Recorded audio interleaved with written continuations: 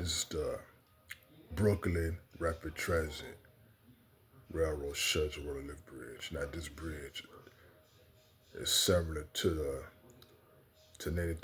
Connecticut Bridge, which is also was replaced.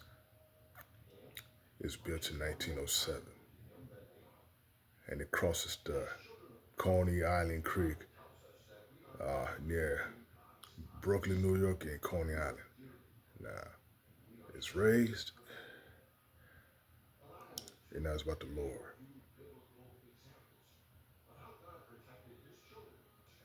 See, the bridge is lowered. Look at this unique Scherzer rolling lift bridge. And it is no longer exists. It's removed.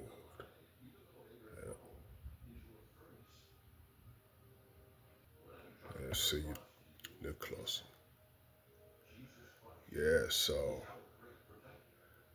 yeah, it's similar again. It's similar to the Connecticut Scherzer rolling lift bridge. It was built just like that, just like that. So it's built in 1907 and is removed. Across the Coney Island Creek near Coney Island, New York, near Brooklyn, New York is. It's gone. No longer in service. No longer exists.